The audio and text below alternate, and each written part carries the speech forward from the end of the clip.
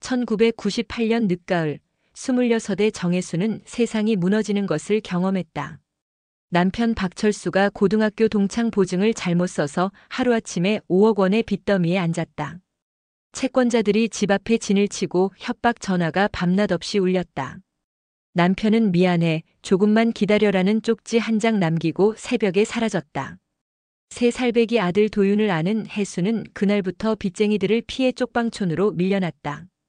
대학은 나왔지만 경력이 없었다.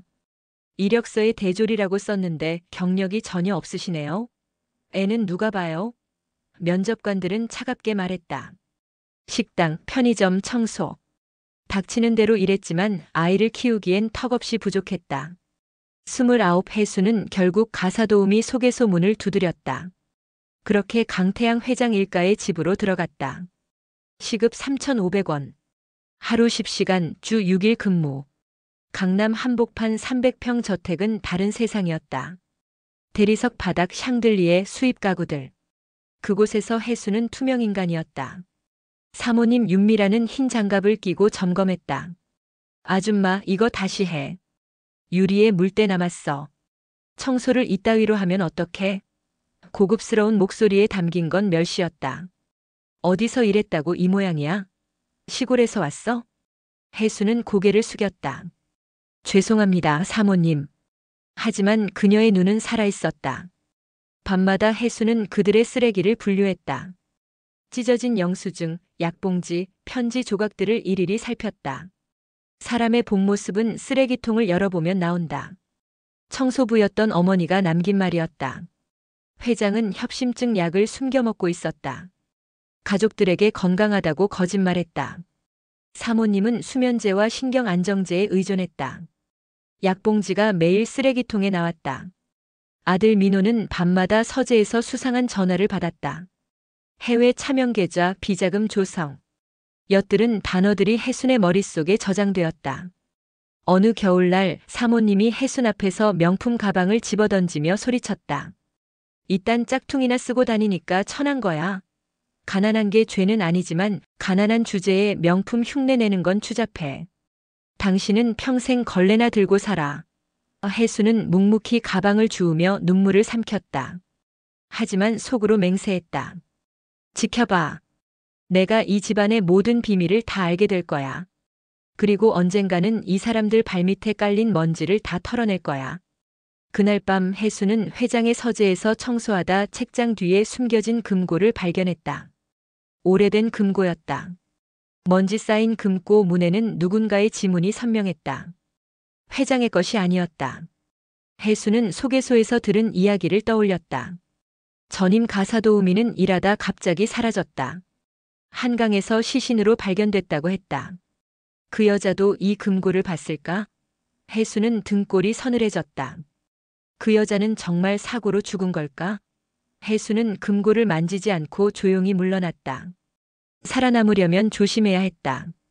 2001년 혜수는 이 집에서 3년째 일하고 있었다.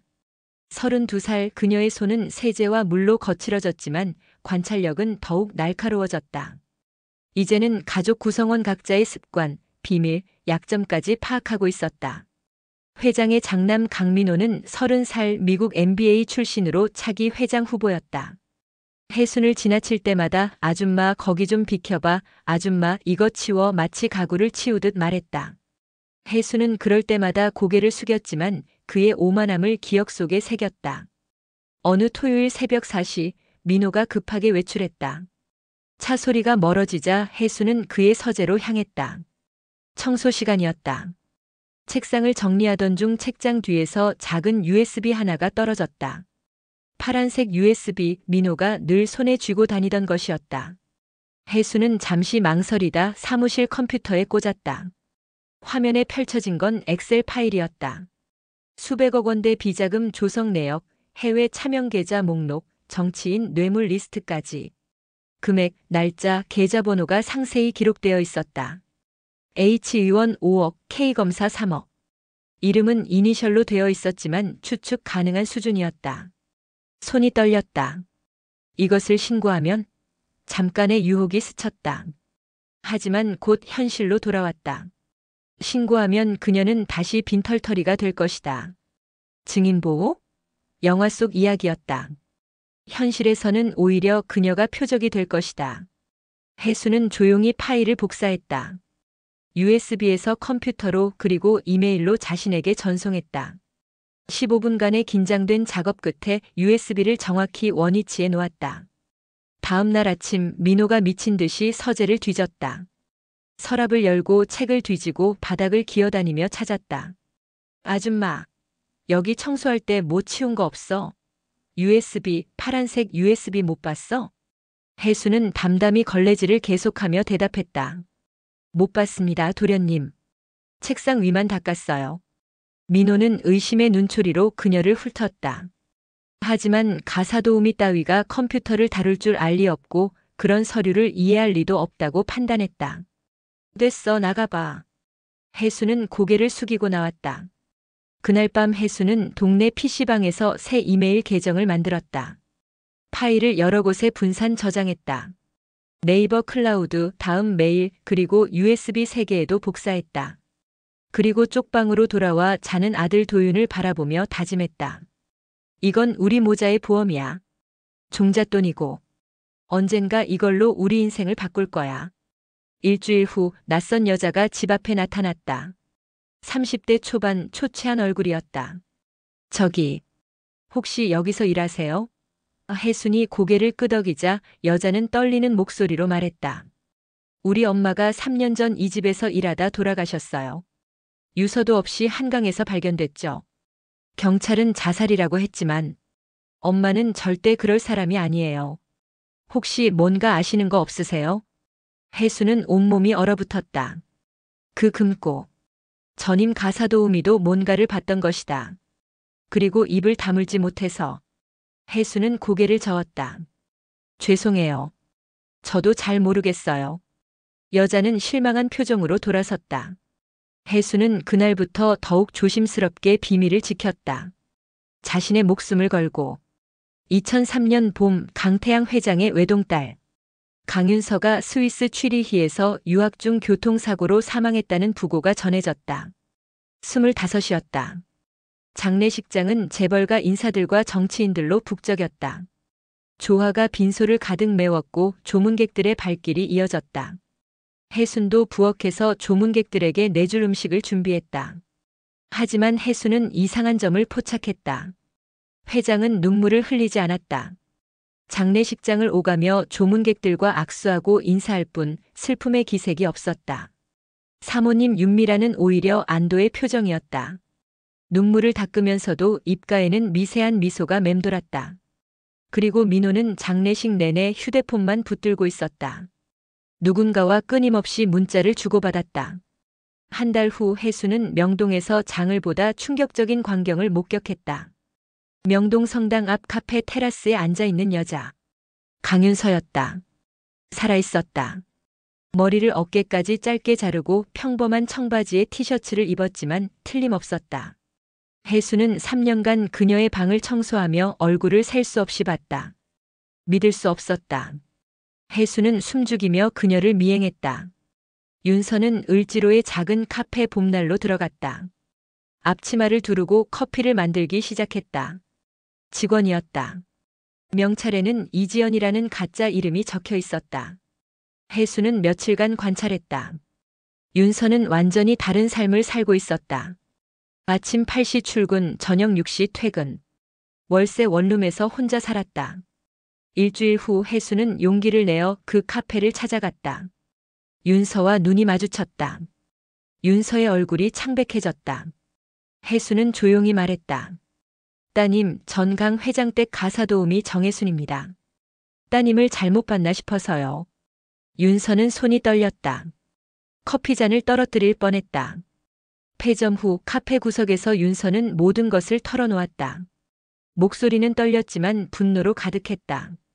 아버지가 저를 죽인 거예요. 법적으로요.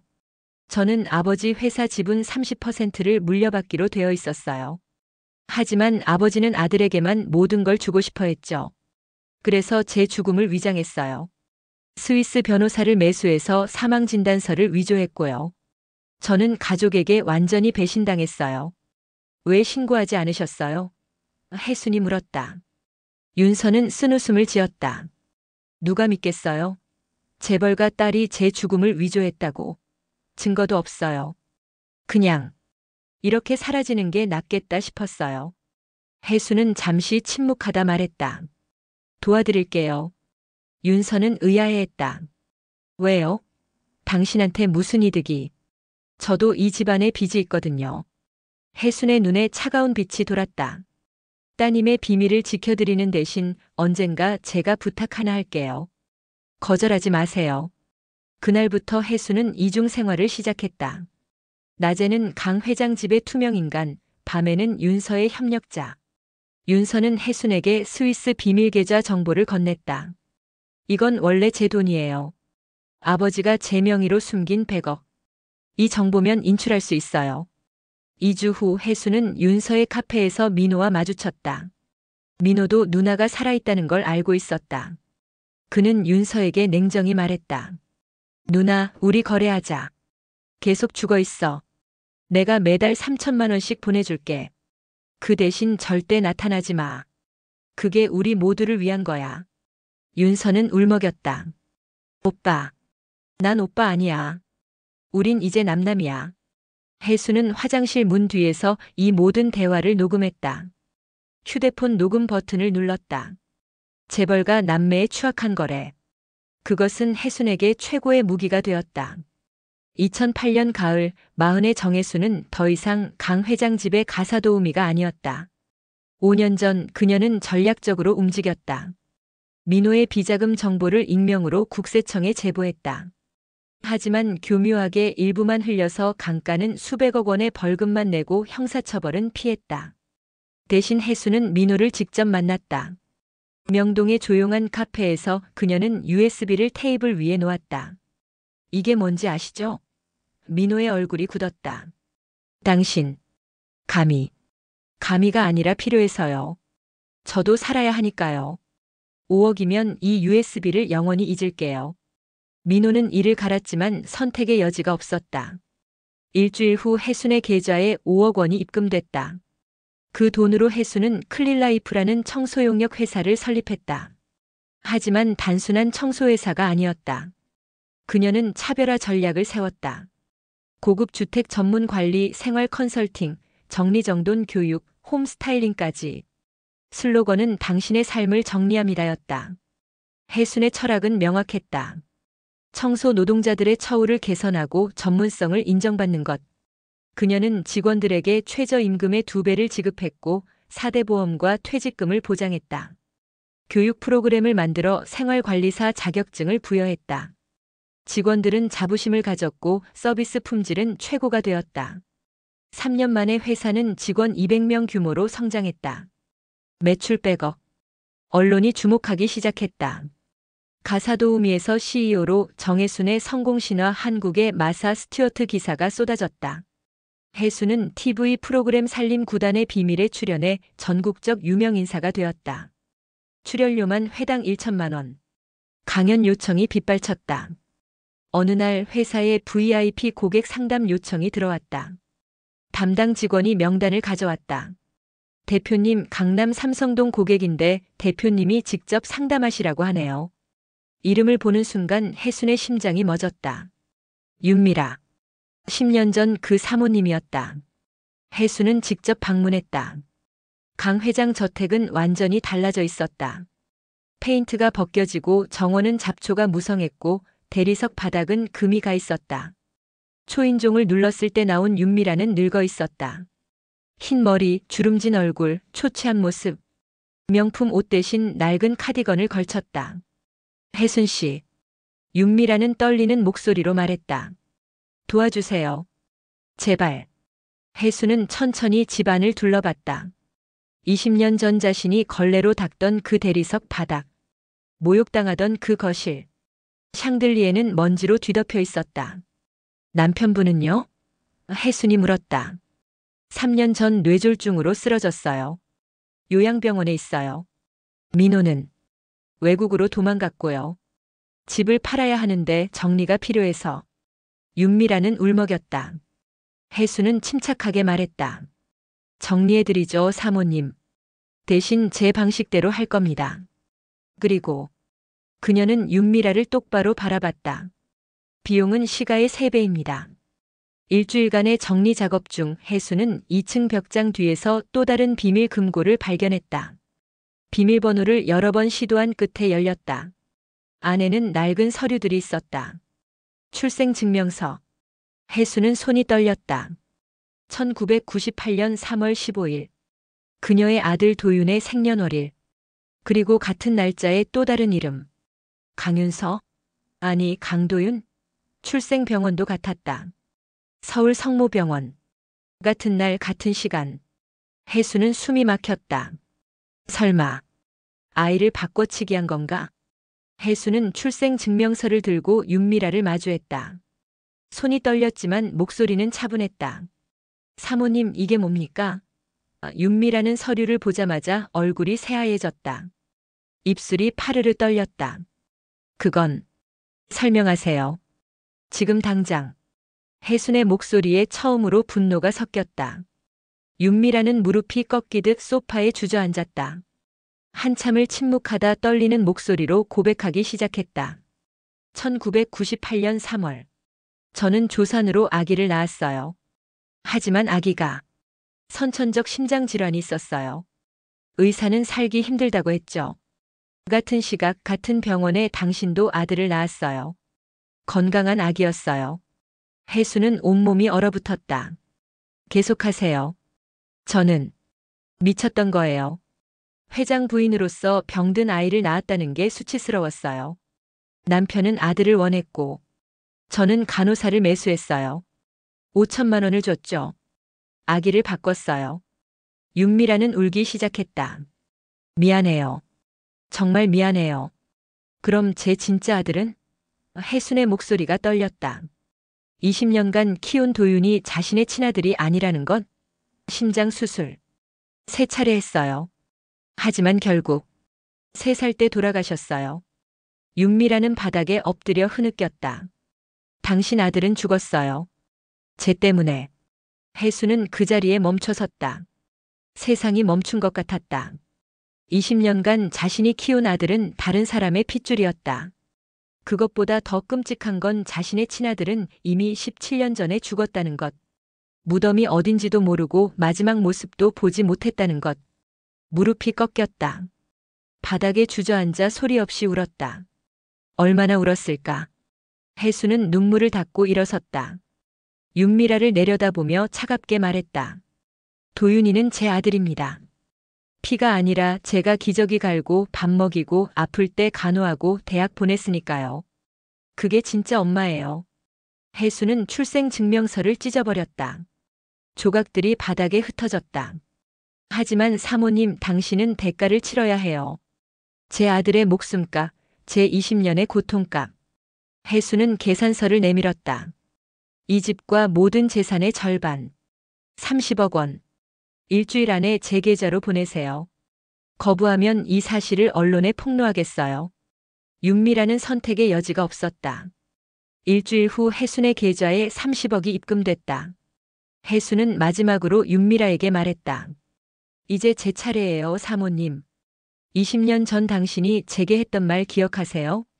평생 걸레나 들고 살라고 했죠. 이제 제 손으로 당신의 과거를 깨끗이 지울게요. 더러운 비밀까지요. 집으로 돌아온 혜순에게 도윤이 편지를 건넸다. 엄마, 읽어보세요. 편지에는 DNA 검사 결과지가 있었다. 도윤은 3년 전부터 알고 있었다. 대학병원에서 수혈받을 때 혈액형이 맞지 않아 의심했고 몰래 검사를 받았다는 것. 엄마, 전 3년간 이 사실을 알고 있었어요. 하지만 말하지 않았죠. 왜냐하면 도윤의 눈에 눈물이 고였다. 피가 뭐가 중요해요? 엄마는 제 전부예요. 저를 낳은 사람보다 저를 키운 사람이 진짜 엄마예요. 혜수는 아들을 끌어안고 처음으로 소리내어 울었다. 20년간 참았던 모든 눈물이 쏟아졌다. 도윤은 이제 28 명문 로펌에서 일하는 변호사였다. 혜순이 피땀 흘려 대학까지 보낸 자랑스러운 아들. 서울대 법대를 수석으로 졸업하고 사법시험에 합격했다. 하지만 최근 도윤은 이상한 행동을 보였다. 주말마다 을지로에 간다고 했고 전화 통화를 숨겼다. 혜수는 혹시 여자친구가 생긴 건가 싶었다. 어느 토요일 혜수는 도윤을 몰래 따라갔다. 도윤이 들어간 곳은 카페 봄날. 강윤서가 일하는 곳이었다. 혜수는 숨죽이며 지켜봤다. 도윤과 윤서는 친밀하게 대화를 나눴다. 윤서는 도윤의 손을 잡았고 도윤은 미소를 지었다. 혜순의 가슴이 철렁했다. 설마 둘이 연인 관계인가? 그럴 수는 없다. 피는 속일 수 없다는데. 다음 날 혜수는 윤서를 불러냈다. 한강공원 벤치에서 마주 앉았다. 따님, 제 아들이랑 무슨 관계세요? 사귀는 거예요? 윤서는 고개를 저었다. 그리고 깊은 한숨을 쉬었다. 혜순 씨, 말씀드려야 할 게 있어요. 도윤이는 제 남동생이에요. 친남동생. 혜수는 이해할 수 없었다. 무슨 말씀이세요? 도윤이는 사모님의 아들이라고. 아니에요. 윤서는 가방에서 서류 뭉치를 꺼냈다. 최근에 아버지의 또 다른 비밀 금고를 찾았어요. 거기에 이게 있었죠. DNA 검사 결과지였다. 도윤과 강민호 그리고 윤서는 모두 강태양의 자녀였다. 도윤이는 윤미라의 친아들이 맞아요. 그런데 윤서는 더 충격적인 진실을 꺼냈다. 혜순 씨가 낳은 아들은 사실 아버지와 혜순 씨 사이에서 태어난 아이였어요. 이 서류에 다 나와 있어요. 1998년 혜순 씨가 우리 집에 처음 왔을 때 혜순은 기억을 더듬었다. 그때가 3월이었다. 남편이 도망간 직후. 그리고 그 끔찍한 밤. 회장 강태양은 술에 취해 있었다. 혜순에게 접근했다. 당신 남편 빚 내가 갚아줄 수도 있어. 혜순은 거부했다. 하지만 강태양은 힘으로. 혜순은 그날을 잊으려 했다. 기억 속에서 지우려 했다. 그런데 그날 밤의 결과가 아이였다는 건? 그럼 제가 낳은 아들이 회장님의. 혜순은 숨이 막혔다. 윤미라가 아이를 바꾼 이유가 그거였어요. 자기 아들은 병이 있었고 혜순 씨 아들은 건강했죠. 하지만 그 아이는 사실 남편의 아이였던 거예요. 아이러니하죠? 자기 남편의 사생활을 자기 친아들로 착각하고 바꾼 거예요. 윤서는 쓴웃음을 지었다. 혜수는 정신이 아득했다. 자신이 20년간 키운 도윤은 가해자의 핏줄이 아니라 윤미라의 아들. 그리고 자신의 친아들은 강태양의 사생아로 일찍 죽었다. 모든 게 뒤엉킨 비극이었다. 도윤이는 알고 있나요? 아직 몰라요. 하지만 제가 말해야 한다고 생각해요. 도윤이는 알 권리가 있어요. 혜수는 단호하게 말했다. 안 돼요. 절대 말하면 안 됩니다. 도윤이에게는 저만 있으면 돼요. 피는 중요하지 않아요. 하지만 따님 제발이에요. 이 비밀은 우리만 알아요. 도윤이가 행복하게 사는 게 중요해요. 윤서는 한참을 고민하다 고개를 끄덕였다. 하지만 혜수는 복수를 멈추지 않았다. 강태양이 있는 요양병원을 찾아갔다. 침대에 누운 노인은 반쯤 식물인간이었다. 의사는 의식이 없다고 했다. 혜수는 그의 귀에 속삭였다. 회장님 기억하세요? 20년 전 당신이 저한테 한 짓? 제 아들은 죽었어요. 당신 때문에. 이제 당신 집안도 완전히 무너질 겁니다. 지켜보세요. 혜순이 돌아서려는 순간 강태양이 갑자기 그녀의 손목을 움켜쥐었다. 놀랄 만큼 강한 힘이었다. 눈을 번쩍 떴다. 하오. 그는 의식이 있었다. 줄곧 모든 것을 듣고 있었다. 모든 것을 알고 있었다. 눈에서 눈물이 흘러내렸다. 용서. 해. 주시오. 혜수는 당황했다. 복수의 대상이 진심으로 용서를 구하자 그녀의 마음은 혼란스러워졌다. 미움과 연민이 교차했다. 그녀는 손목을 빼내고 병실을 나왔다. 복수는 생각만큼 달콤하지 않았다. 2015년 봄 혜순의 복수는 정점에 달했다. 그녀는 10년간 모아온 모든 증거를 정리했다. 민호의 비자금 조성 내역, 정치인 뇌물 리스트, 차명 계좌 정보, 탈세 자료, 그리고 강윤서의 위장 사망 서류까지 20년간의 기록이었다. 해수는 신중하게 움직였다. 먼저 언론사의 일부를 흘렸다. 의혹 제기 수준으로. 일주일 후 검찰이 움직였다. 강태양 그룹 본사에 대대적인 압수수색이 들어갔다. TV 뉴스는 이 장면을 생중계했다. 검찰 수십 명이 상자를 들고 나오는 모습. 민호는 외국에서 급히 송환됐다. 인천공항에 도착하자마자 체포됐다. 구속영장이 청구됐고 법원은 영장을 발부했다. 언론은 연일 특종을 쏟아냈다. 강태양 그룹 3세대 비리 폭로 수백억 원대 비자금 조성 의혹 재벌가의 민낯, 정치권까지 연루 여론은 들끓었다. 시민단체가 규탄 집회를 열었고 SNS에는 불매운동이 번졌다. 강태양 그룹 주가는 폭락했다. 계열사들이 줄줄이 매각됐다. 하지만 해수는 여기서 멈추지 않았다. 그녀는 윤서와 협력해 전략적으로 움직였다. 그룹이 무너지는 와중에 핵심 자산을 헐값에 인수했다.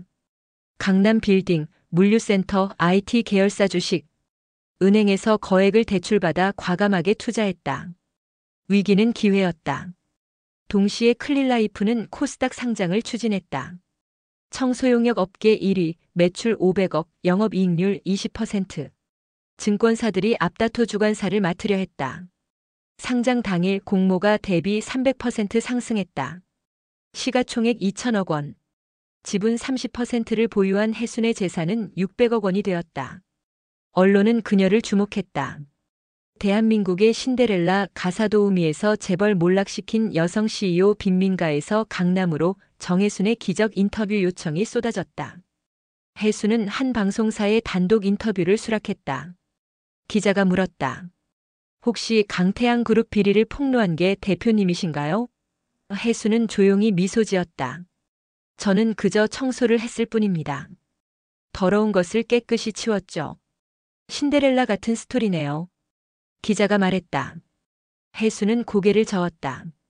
저는 신데렐라가 아닙니다. 신데렐라는 왕자를 기다렸죠. 저는 제 인생을 제 손으로 청소한 사람입니다. 그 무렵 윤미라는 모든 것을 잃었다. 남편은 식물인간, 아들은 감옥, 딸은 죽은 것으로 되어 있고 재산은 다 날렸다. 그녀는 이제 은평구의 작은 투룸에서 혼자 살았다. 국민연금으로 근근히 생활했다. 어느 날 그녀가 해순의 회사를 찾아왔다. 경비가 막았지만 해순은 들어오라고 했다. 20층 대표실. 통유리로 보이는 서울 전경. 윤미라는 그 앞에 작아 보였다. 용서해 주세요. 목소리는 떨렸다. 해수는 차를 내왔다. 고급 찻잔이었다. 용서는 필요 없어요, 사모님. 우리는 각자 대가를 치렀으니까요. 당신은 가족을, 저는 제 아들을, 친아들을 잃었죠. 윤미라는 고개를 숙였다. 그 아이 무덤 위치 알려드릴게요. 파주 공원묘지에 있어요. 제가 몰래 묻었어요. 해순의 눈에 눈물이 고였다. 고맙습니다. 그것이 두 여자의 마지막 대화였다. 해순이 회사에 돌아오자 비서가 급히 말했다. 대표님, 도윤 변호사님이 편지를 남기고 출장 가셨다고 하는데요. 편지를 뜯는 해순의 손이 떨렸다. 엄마, 모든 걸 알았어요. 제 출생의 비밀도, 엄마가 겪은 일도, 강태양과의 관계도. 윤서 이모가 말해줬어요. 하지만 엄마는 제게 세상 전부예요. 잠시 떠나 있을게요. 제 정체성을 찾으려고요. 1년쯤 후에 돌아올게요. 엄마를 사랑해요. 그리고 엄마가 자랑스러워요. 해수는 편지를 읽으며 눈물을 흘렸다. 복수는 끝났지만 가장 소중한 사람이 상처받았다. 2018년 가을 56의 정혜수는 서울 한복판 사무실에서 내려와 낡은 쪽방촌을 찾았다. 20년 전 아들을 안고 울던 그 단칸 방. 이제는 재개발로 철거 직전이었다. 노란 테이프가 건물을 둘러쌌고 철거 예정이라는 팻말이 붙어 있었다. 해수는 관리인 할아버지에게 부탁해 마지막으로 그 방에 들어갔다. 계단을 오르는데 삐걱거리는 소리. 3층 맨 끝방. 문을 열자 먼지가 풀썩 일어났다. 아무도 살지 않은 지 오래였다. 벽지는 곰팡이가 피었고 창문은 반쯤 깨져 있었다. 바닥에는 쓰레기들. 하지만 그곳은 그녀의 출발점이었다. 가방에서 걸레와 빗자루를 꺼냈다. CEO가 된 지금도 청소도구는 늘 챙긴다. 혜수는 조용히 청소를 시작했다. 걸레로 바닥을 닦고 빗자루로 구석구석 쓸었다. 창문을 닦으니 햇살이 들어왔다. 20년 전처럼 구석에서 낡은 사진 한 장을 발견했다. 남편 박철수와 갓 태어난 아기를 아는 자신. 웃고 있었다. 그때는 행복했다. 남편은 10년 전 간암으로 세상을 떠났다. 빚을 다 갚고 돌아왔을 때는 이미 말기였다. 병원에서 그가 마지막으로 한 말. 미안해. 그리고 고마워. 우리 아들 잘 키워줘서. 여보, 나 잘 살았어요. 우리 도윤이도 훌륭하게 컸고요. 혜수는 사진을 쓰다듬었다. 눈물이 뚝뚝 떨어졌다. 복수도 성공도 돈도 모든 것이 무색했다. 그녀가 정말 원했던 건 그저 평범한 가족의 행복이었다. 창문을 활짝 열었다. 가을바람이 들어왔다. 먼지들이 햇살 속에서 반짝이며 날아갔다. 혜수는 생각했다. 청소란 과거를 버리는 게 아니라 정리하는 거야. 아픈 기억도 슬픈 순간도 다 정리해서 제자리에 놓는 거지. 그리고 새 출발을 위한 공간을 만드는 거야. 밖에서 누군가 그녀를 불렀다. 엄마. 익숙한 목소리. 혜수는 창밖을 내다봤다. 도윤이었다. 1년 만에 돌아온 아들. 더 성숙해진 얼굴로 손을 흔들고 있었다. 혜수는 달려 내려갔다. 계단을 뛰어내려가 아들을 끌어안았다. 엄마 미안해요. 걱정 많이 하셨죠? 괜찮아. 돌아와줘서 고마워. 엄마 이제 집에 가요. 우리 집. 도윤이 엄마의 손을 잡았다. 제가 사들인 강남 아파트요. 엄마가 더 이상 청소하지 않아도 되는 곳이요. 혜수는 고개를 저으며 웃었다. 아니야. 나는 평생 청소할 거야. 그게 내가 가장 잘하는 일이니까. 그리고 청소는 단순한 노동이 아니라 철학이야. 삶을 정리하는 거지. 차에 타기 전 혜수는 마지막으로 쪽방을 올려다봤다. 3층 창문에서 햇살이 쏟아졌다. 텅 빈 방. 먼지 하나 없이 깨끗했다. 새 주인을 기다리는 것처럼. 차 안에서 도윤이 말했다. 엄마 1년간 많이 생각했어요. 제 정체성, 혈연, 가족의 의미. 그리고 결론을 내렸어요. 혜수는 긴장하며 아들을 바라봤다. 혈연은 선택할 수 없지만 가족은 선택이에요. 저는 엄마를 선택해요. 앞으로도 영원히. 도윤은 가방에서 서류를 꺼냈다. 개명 신청서였다. 정도윤으로 바꿨어요. 강가와는 아무 상관없는 사람이 되고 싶어서요. 저는 정혜순의 아들 정도윤이에요. 혜수는 처음으로 환하게 웃었다. 진심으로 행복했다. 차창 밖으로 석양이 지고 있었다. 빌딩들 사이로 붉은 노을이 번졌다. 먼지처럼 흩날리던 그녀의 인생은 이제 하나의 완성된 이야기가 되었다. 완벽하지 않았다. 상처도 있었고 후회도 있었다. 하지만 그녀만의 방식으로 아름다웠다. 혜수는 아들의 손을 꼭 잡았다. 고마워 아들. 아니에요 엄마. 제가 더 감사하죠. 엄마 덕분에 진짜 가족의 의미를 배웠어요. 그리고 엄마가 세상에서 가장 강한 사람이라는 것도요. 먼지는 언제나 다시 쌓인다. 하지만 정혜수는 알았다. 청소는 끝이 아니라 시작이라는 것을. 매일 새롭게 시작하는 것이라는 것을. 그리고 그 반복 속에서 삶은 빛난다는 것을. 1년 후 혜수는 클린라이프 재단을 설립했다. 한부모 가정 자녀들에게 장학금을 주고 가사 노동자들의 권익을 위해 싸웠다. 그리고 파주공원 묘지에 작은 비석을 세웠다. 사랑하는 아들에게. 비록 함께하지 못했지만 엄마는 너를 잊지 않는다. 정혜순. 혜수는 매달 그곳을 찾아가 꽃을 놓고 묘지를 깨끗이 청소했다. 그것이 그녀가 줄 수 있는 마지막 사랑이었다.